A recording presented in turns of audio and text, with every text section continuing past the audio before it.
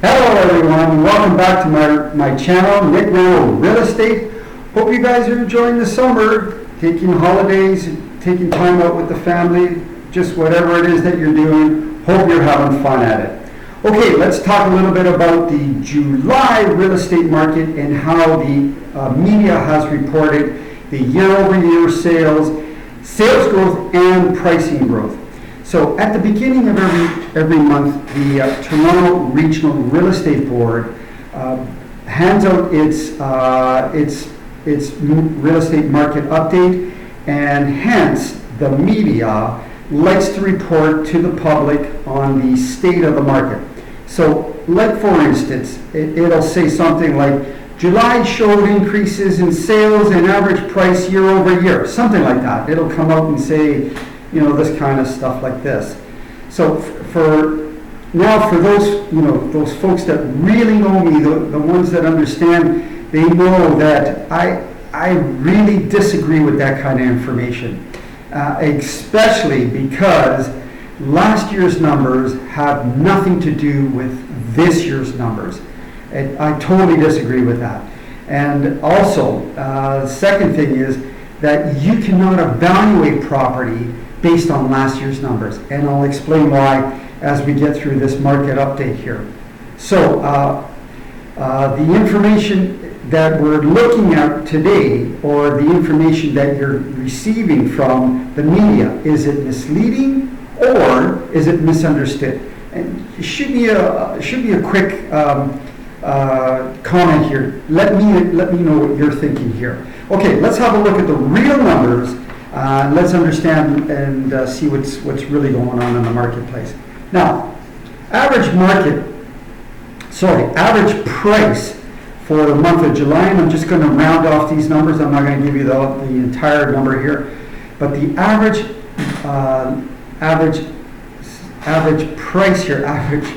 sales price for the month of July was $1,118,000 versus say $1,182,000. Now I'm showing that month over month, that was a decline of 5.7%, a decline. Okay. Now the Toronto Real Estate Board shows that year over year, that was an increase of about 4.2%. 4.2% increase. Now, if I look at those two numbers, 4.2% and 5.7%, that's almost 10%. Now, look, if you take $1 million property and add 10%, that's almost about $100,000. So, if you're taking a property and valuating $1 million property and valuating it at 1.1%, what do you think might happen to that property when it goes to market? Will it sell for more money, or do you think it will sit on the market? It might get showings, it might have people looking at it, but do you think it's going to sell for more money in this kind of market environment?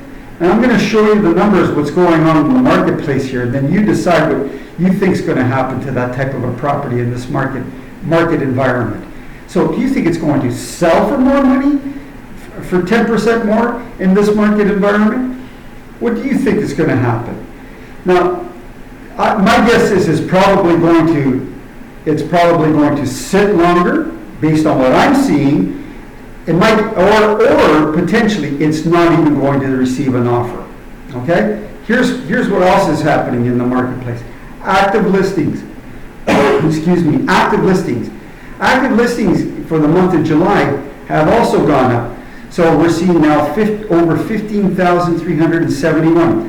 Hooray! We've hit the 15,000 threshold of listings. There's lots more listings on the marketplace. Guess what? Buyers, get out there and buy property now, because we've got more properties to look at. That's what we've been waiting for all year long, isn't it? So get out there and start looking at properties. Versus, say, June, where we had 14,107 listings to look at. That's an increase of 8.9% month over month. say versus what the Toronto Real Estate Board was saying, just 0.3% year over year, right? So now days on the market, how long is it taking to get a home sold in the marketplace in July? 24 days versus say June, 19 days. That's a 6-day increase month over month. So again, you can see just based on what I've talked about right now, more listings on the market, taking more time to sell 24 days versus 19 days. Already you can see there's adjustments taking place. So what's happening? Pricing has had to take the hit over month. So months of inventory. What's happened in July? Months of inventory has gone up. It's gone up 2.9% versus say June, where it was 1.9%. That's one whole month of inventory increase. Okay, so the big kicker here, the sales. So July we had 5,250 sales versus say June, 7,481 sales. Huge. A decrease of 42.5% decrease. Now the Toronto Regional Real Estate Board, and here's my market update here, folks. I get this every single month from the Toronto Regional Real Estate Board. I love this information because it's factual, it's real, it's the real stuff, the real McCoy. I don't make this stuff up. I get this information and this is the real deal stuff. The Toronto Regional Real Estate Board says that sales increased year over year 7.8%. I'm telling you that it decreased 42.5%. That's what's really going on. Now imagine if I had to evaluate your home. Okay? Would I be evaluating your home based on last year's sales, or would I be evaluating your home based on this month's sales? What do you think? Shoot me a comment. Tell me what you think. So it's extremely important to understand what's going on in the marketplace right now. Not last year. Last year means nothing. Imagine if you went to see your doctor and he diagnosed you incorrectly and you had to go and get an operation. What would that mean to you? So you went and had the wrong operation?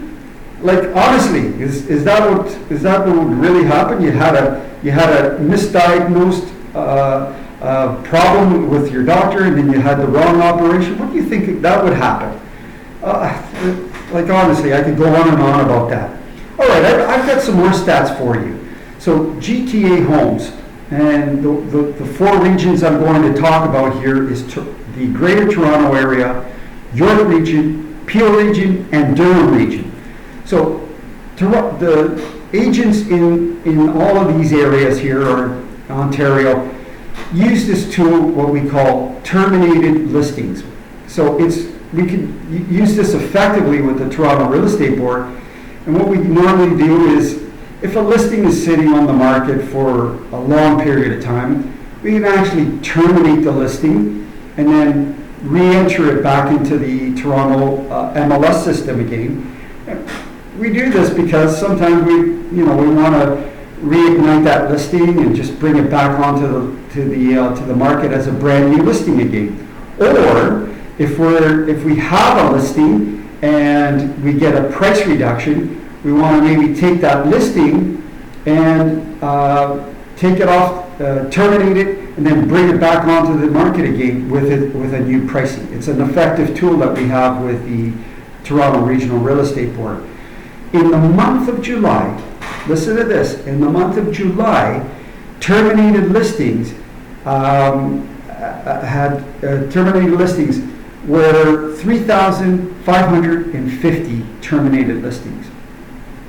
Now that's a lot, folks. I mean, that's a hell of a lot of listings that were terminated for whatever reason that was for. And I think it had a lot to do with, additional listings coming on board, months of inventory coming on board, months of inventory increasing, and days on the market taking listings longer to sell.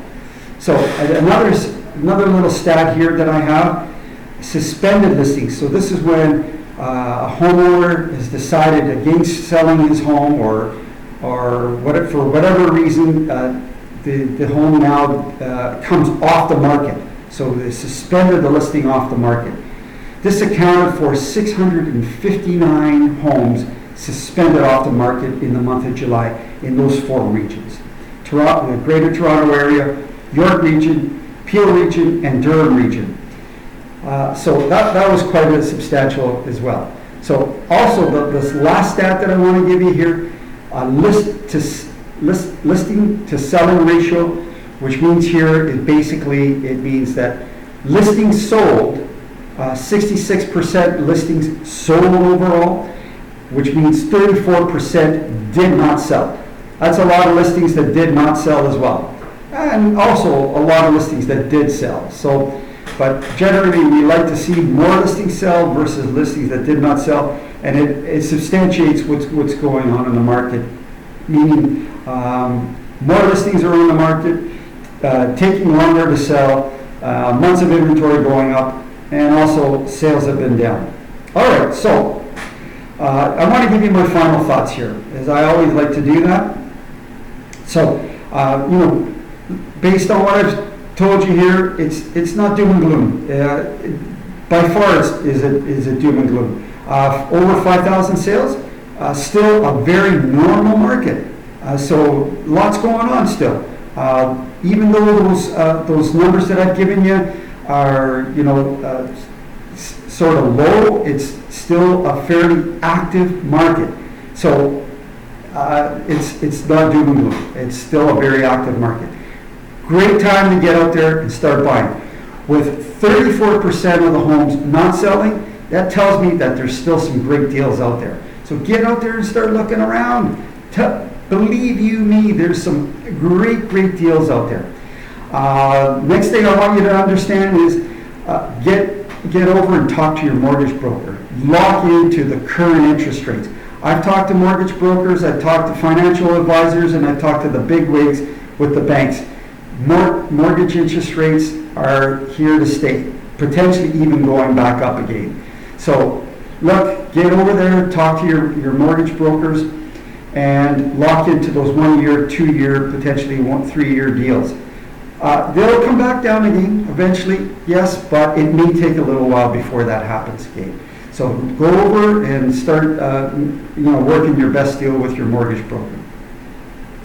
And the last thing is give me a call. If you want to know where the top 5 places to buy a home right now is, give me a call. I'll help you with that. Okay? Hope you enjoyed this market update. Please smash that subscribe button, like, share, and leave your comments. I really want to know what you think about these market updates. Hope you enjoyed this video update. Take care. Have a great work week. See you in the next one. Bye for now. Take care. Bye-bye.